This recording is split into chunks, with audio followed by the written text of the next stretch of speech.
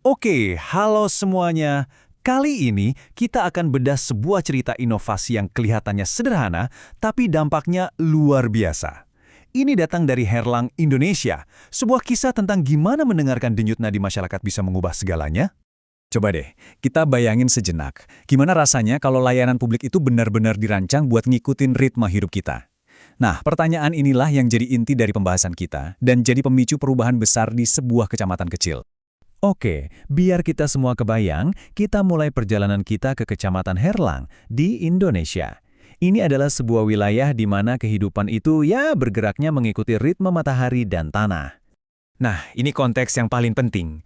Sebagian besar warga di sini adalah petani dan nelayan.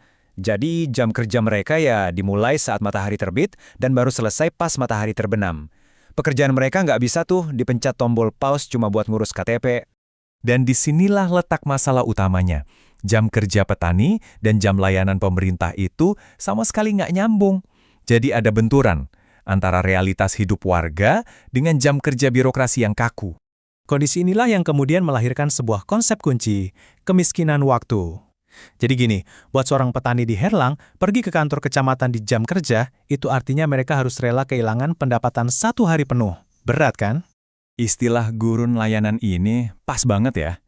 Ini menggambarkan gimana sistem yang seharusnya melayani justru menciptakan jarak dengan warga yang paling butuh bantuan. Layanannya ada, tapi seolah nggak terjangkau. Nah, terus solusinya gimana dong? Kalau masyarakatnya yang nggak bisa datang ke layanan pemerintah, ya jawabannya simple. Layanannya yang harus datang ke masyarakat. Dan inilah dia, terobosannya, Polwan.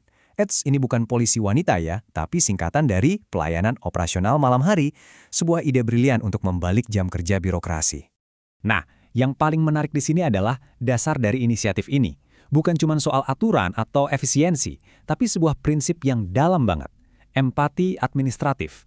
Artinya, birokrasi mencoba untuk benar-benar memahami dan merasakan apa yang dialami warganya. Logikanya sederhana, tapi kena banget. Pertama, jamnya disamain. Kedua, lokasinya dideketin, jadi nggak perlu jauh-jauh. Dan yang ketiga, yang paling penting, bangun hubungan saat warga lagi santai, jadi suasananya lebih nyaman. Tentu saja, ide sebagus apapun nggak ada artinya kalau nggak dieksekusi dengan baik. Yuk, kita lihat gimana perjalanan mereka. Dari ide cerdas menjadi sebuah sistem yang beneran jalan dan berkelanjutan. Perjalanannya sangat terstruktur, mereka nggak langsung jalan gitu aja. Dimulai akhir 2021 dengan riset dan pemetaan masalah. Terus, di 2022 baru mulai uji coba sambil pakai teknologi. Sampai akhirnya di 2024, program ini jadi resmi dan punya anggaran sendiri. Kunci keberhasilannya, keroyokan. Jadi ini bukan cuma kerjaan kantor kecamatan, semua pihak terlibat. Pemerintah desa nyiapin tempat, polisi bantu jaga keamanan, sampai tokoh masyarakat bantu ngasih tahu warga soal jadwal baru. Semuanya bergerak bareng.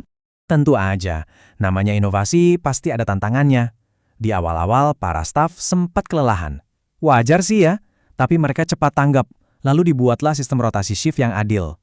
Jadi, layanan malam ini statusnya jadi tugas profesional, bukan lagi sekedar kerja sukarela. Oke, sekarang pertanyaan paling penting. Program ini beneran berhasil nggak sih? Nah, kita nggak perlu nebak-nebak, karena datanya berbicara cukup keras. Coba deh lihat angka ini. Lebih dari 4.500 warga desa akhirnya bisa terlayani. Ini adalah orang-orang yang sebelumnya mungkin merasa terpinggirkan dari sistem. Luar biasa kan? Dan gimana respon warganya? Angka kepuasan publiknya mencapai 92%. Ini bukti nyata kalau layanan ini benar-benar menjawab kebutuhan mereka. Nggak cuma lebih gampang diakses loh, tapi juga jauh lebih cepat. Proses ngurus dokumen yang tadinya bisa berhari-hari, sekarang rata-rata selesai hanya dalam 24 jam. Efisiensinya naik drastis. Tapi mungkin dampak terbesarnya bukan cuma angka, tapi ini, lompatan kepercayaan. Persepsi warga terhadap pemerintah berubah total. Dari yang tadinya dianggap ribet dan jadi penghalang, sekarang jadi mitra yang proaktif dan siap membantu. Nah, yang lebih keren lagi, ini bukan cuma sekedar cerita sukses sesaat di satu tempat.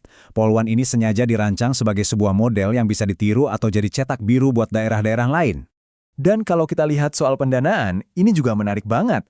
Hampir seluruhnya didanai dari sumber daya domestik. Ini bukti kalau inovasi yang hebat itu nggak selalu butuh suntikan dana besar dari luar negeri. Bisa mandiri. Jadi, kalau kita mau rangkum, ada 3 pelajaran utama yang bisa kita ambil dari sini. Pertama, ikutin ritme hidup warganya. Kedua, manfaatkan teknologi dan aset yang udah ada. Dan ketiga, bangun kolaborasi yang solid. Jangan kerja sendirian. Dan kita tutup bahasan kali ini dengan pertanyaan ini. Kisah Polwan ini membuktikan kalau kadang-kadang solusi yang paling berdampak itu justru datang dari hal yang paling sederhana. Coba deh kita pikirin, masalah apa lagi ya di sekitar kita yang solusinya mungkin cuma soal mengubah jam?